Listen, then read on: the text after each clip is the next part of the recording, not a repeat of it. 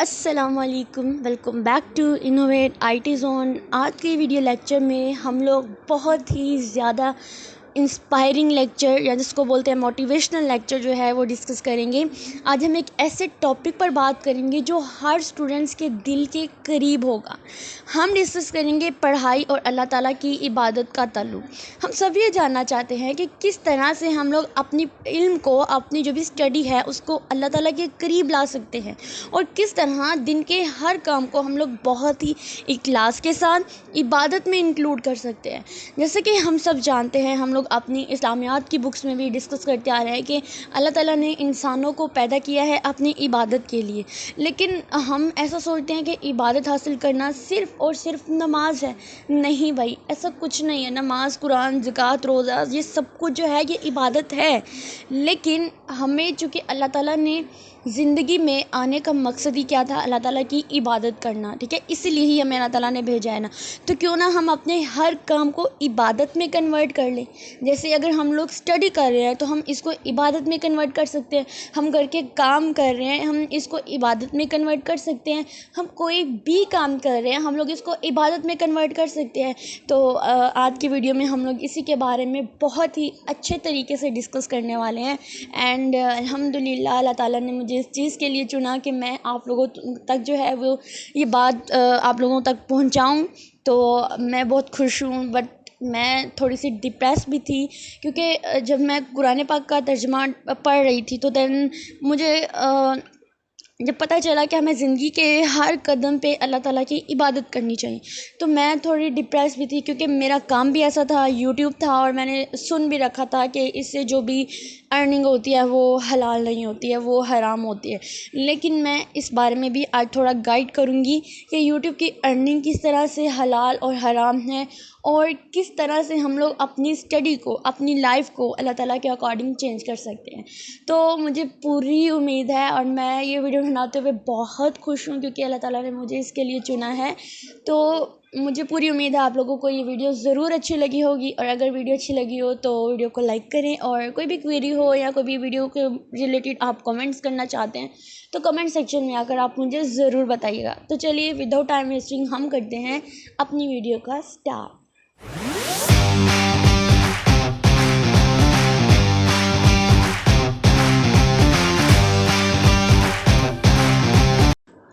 सबसे पहली बात और एक छोटी सी बात जो बहुत ही ज़्यादा बड़ा कंसेप्ट रखती है वो है नीयत, यानी इंटेंशंस। तो इसमें जो हमारा इस्लाम है उसमें नीयत को बहुत अहमियत हासिल है। जब आप अपनी स्टडी का स्टार्ट करते हैं तो आप इस नीयत से स्टार्ट करें कि ये स्टडी मुझे अल्लाह ताला के करीब लेकर आएगी।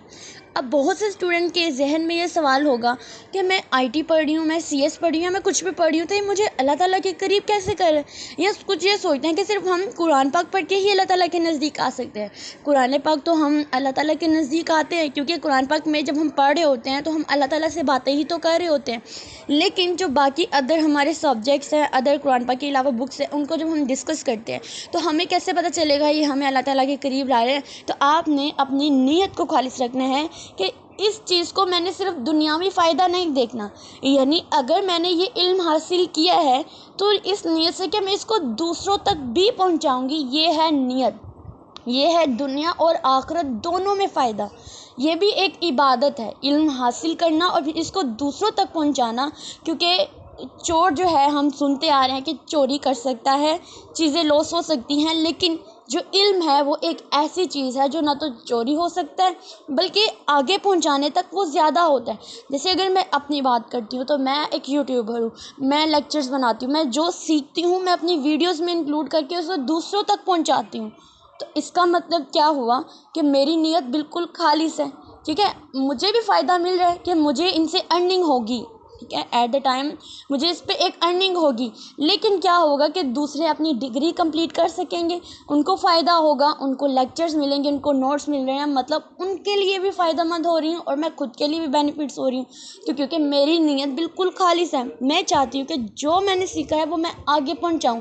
फॉर एग्ज़ाम्पल, अगर आपके पास कोई भी डॉक्यूमेंट है या कोई ऐसी चीज़ आपके हाथ लग गई है जो जिससे आपको फ़ायदा हो रहा है, जिससे आप बहुत अच्छे नंबर ले सकते हैं, लेकिन आप वो दूसरों तक पहुंचा ही नहीं रहे हैं, आप अपने फेलोज़ तक नहीं दे रहे। इवन आप ये कहते हैं कि नहीं भाई हम नहीं देंगे, हम ही पास हों, हमें क्या दूसरों से। तो ये आपकी नीयत खालिस नहीं है इसके लिए। इसका मतलब ये है कि सिर्फ वो आप अपने फ़ायदे के लिए खुददार, मतलब आप ये कह सकते हैं सिर्फ आप सेल्फिश हैं, बहुत ज़्यादा सेल्फिश है। आपको सेल्फिश नहीं बनना है, आपको दूसरों तक शेयर करना है, उनकी हेल्प करनी है।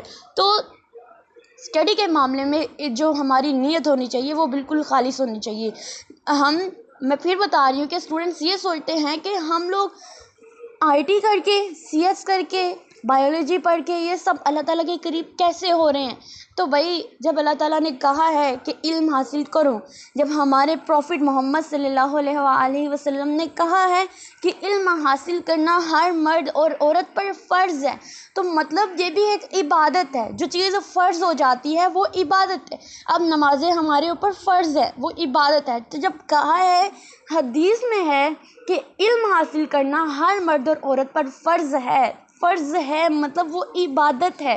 तो आप सोचिए, अगर हम मार्क्स के लिए या सिर्फ दुनिया के फ़ायदे के लिए पढ़ाई कर रहे हैं तो ये एक वर्ल्डली पर्पस बन जाता है, ये सिर्फ दुनियावी पर्पस बन जाता है। लेकिन अगर हम ये नियत कर लें कि ये जो नॉलेज है ये हमें अल्लाह ताला के हुक्म को समझने और दूसरों को फ़ायदे के लिए हासिल कर रहे हैं, तो ये एक इबादत बन जाता है। दूसरों की मदद करना भी एक इबादत है, राइट। आपको नीयत की समझ आ गई कि नीयत में यह है कि कुछ भी आप सीख रहे हैं, आप कोशिश करें कि ज़्यादा से ज़्यादा आगे लोगों तक पहुंचाएं, और कोशिश करें कि आप बिल्कुल अच्छा नॉलेज पहुंचाएं।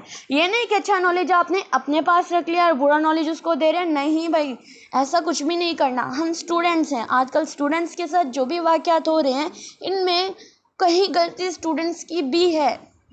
मैं खुद एज अ स्टूडेंट ये कह रही हूँ कि जब इस्लाम में औरत को पर्दे का हुक्म दिया गया है तो वाई क्यों नहीं करती औरत पर्दा।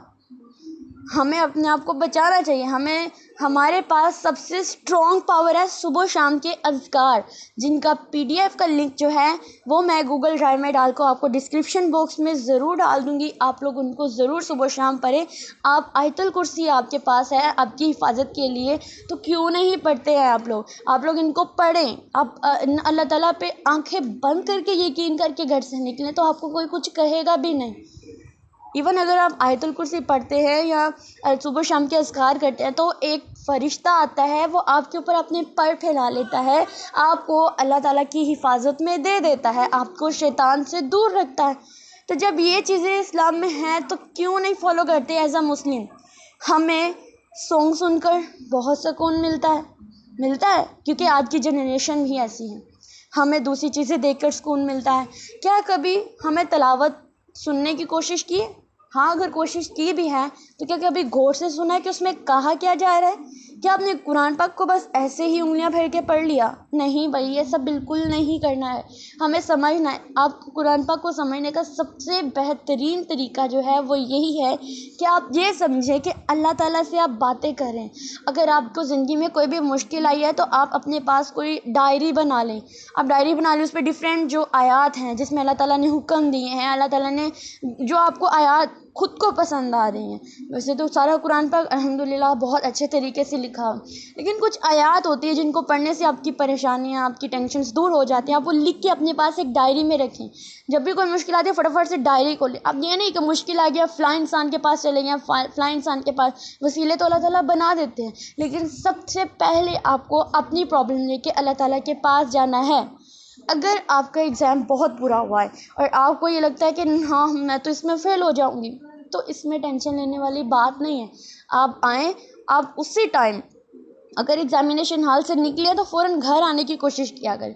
घर आएँ, अपना जाए नमाज़ बिछाएँ, अल्लाह ताला से दुआएँ करें कि अल्लाह ताला मैंने मेहनत की थी लेकिन मेरा एग्ज़ाम बुरा हुआ है। अब एक और बात, कुछ स्टूडेंट होते हैं बस ऐਵੇਂ लिखाते हैं, ठीक है, तैयारी नहीं करके जाते हैं, वैसे चले जाते हैं। तो जिन्होंने तैयारी नहीं की, जिन्होंने मेहनत नहीं की, उनको फल भी नहीं मिलेगा।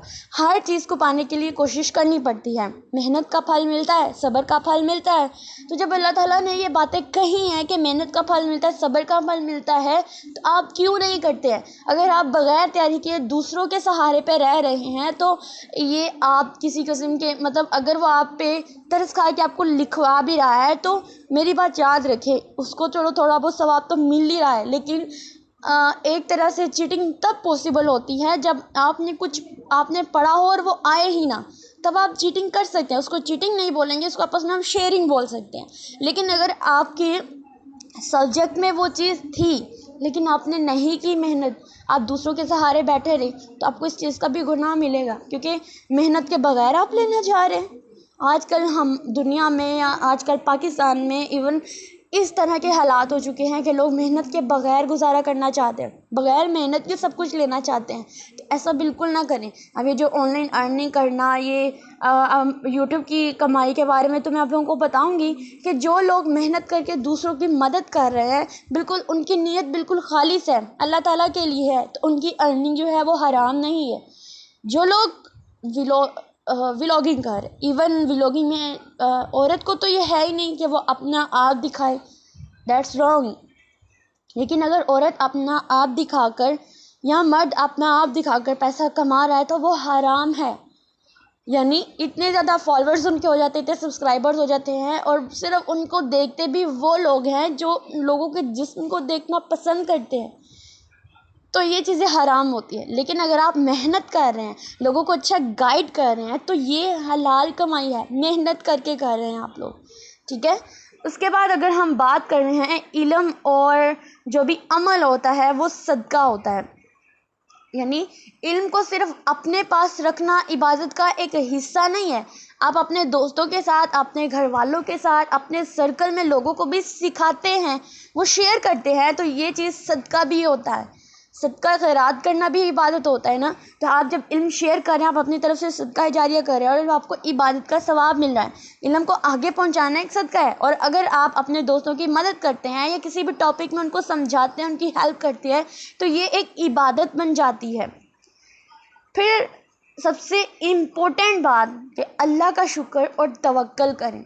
जब हम कोई असाइनमेंट कंप्लीट करते हैं, इवन कोई एग्ज़ाम क्लियर करते हैं, तो आपको सबसे पहले जो है, या आप कोई भी काम कंप्लीट करते हैं, तो आपको सबसे पहले जो है वो अल्लाह ताला का शुक्र अदा करना चाहिए कि आपने वो काम कंप्लीट कर लिया है। उसके बाद आपको अल्लाह ताला पे ट्रस्ट रखना चाहिए कि अल्लाह ताला मैं आपसे दुआएं कर रही हूँ, बहुत दिल से दुआएं कर रही हूँ या कर रहा हूँ, तो प्लीज़ मेरी मदद कीजिएगा, मुझे मेरी मेहनत का फल ज़रूर दीजिएगा। आप ही हैं हमें पास करने वाले, हमें अच्छे नंबर देने वाले, हमें किसी और पे भरोसा नहीं है। तो वाकई में मेरिकल्स होते हैं। इवन मेरे साथ खुद भी कई बार मेरिकल्स हुए हैं। मतलब मैं जब अपनी यूट्यूब जर्नी स्टार्ट की थी, इवन जब मैंने अपनी यूट्यूब जर्नी स्टार्ट किया था, तो देन ये होता था कि मैं सिर्फ वीडियोस बनाने में ही लगी रहती थी, मैं अपना पढ़ती नहीं थी। और ऐसे एग्ज़ाम्स भी आए थे जिनमें मुझे कुछ आता भी नहीं था, लेकिन अल्हम्दुलिल्लाह मैं उन सब्जेक्ट्स में पास होती आई हूँ, अच्छे नंबर्स लेती आई हूँ। तो ये सिर्फ इस वजह से है कि अल्लाह ताला के बहुत ज़्यादा शुक्र अदा करें और अल्लाह ताला पे बहुत बहुत बहुत ट्रस्ट करें। किसी भी इंसान, इवन हम अपनी कुछ बातें अपने पेरेंट्स से भी नहीं करते हैं, लेकिन हम अल्लाह ताला से तो कर सकते हैं, क्योंकि वो ना तो हमारी बातें कहीं इधर उधर होने देते हैं ना कुछ। तो आज के ज़माने में तो वैसे है भी नहीं कि हम किसी पे ट्रस्ट करें। इवन किसी फ्रेंड पे भी हम ट्रस्ट नहीं कर सकते हैं, किसी क्लोज़ फ्रेंड पे भी ट्रस्ट नहीं कर सकते हैं। तो हम क्यों बनाएं दोस्त? जब हमारे पास अल्लाह ताला है तो हम अल्लाह ताला से ही दोस्ती करेंगे। तो अल्लाह ताला का करम और मदद शामिल हो जाती है जब हम अल्लाह ताला का शुक्र अदा करते हैं। तो हर स्टेप पे आपको अल्लाह का शुक्र अदा करना है, और जो नहीं समझ आ रहा उसके लिए उससे दुआ करना है। हमारे काम को इबादत में शामिल कर देता है कि हम जब दुआ करते हैं अल्लाह ताला से, दुआ करना भी एक इबादत होती है, तो ज़्यादा से ज़्यादा अल्लाह ताला से मांगें।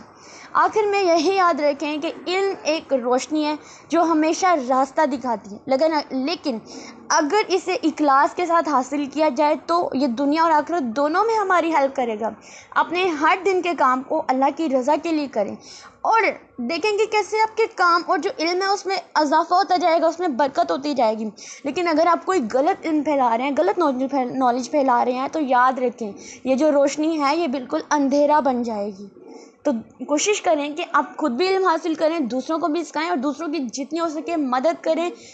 चाहे आप आईटी में, चाहे आप किसी में भी हैं, सबसे पहले तो आपको अपनी नीयत खालिस रखनी है। उसके बाद आपको अल्लाह ताला पे अंधा ट्रस्ट करना है, आंखें बंद करके ट्रस्ट करना है और घबराना बिल्कुल नहीं है। जो अल्लाह ताला पे ट्रस्ट करते हैं, अल्लाह ताला को दोस्त बनाते हैं, वो तो बिल्कुल भी टेंशन नहीं लेते हैं। और ये बात याद रखनी है कि अल्लाह ताला का शुक्र बहुत बहुत बहुत ज़्यादा करना है। तो उम्मीद है आज की ये वीडियो आपके लिए बहुत ज़्यादा हेल्पफुल रही होगी। अगर आपको ये वीडियो पसंद आई है तो चैनल को सब्सक्राइब करें, अपने दोस्तों के साथ भी शेयर करें, ताकि वो भी अपनी स्टडी और इबादत में जो है डिफरेंट जो भी कंपैरिजन है वो कर सकें, और स्टडी को कैसे इबादत में हम कन्वर्ट कर सकते हैं वो जान सकें। अल्लाह ताला हम सबको इल्म में बरकत और हिदायत दें, आमीन। तो मिलते हैं अगली वीडियो में नए लेक्चर्स के साथ। Thank you so much.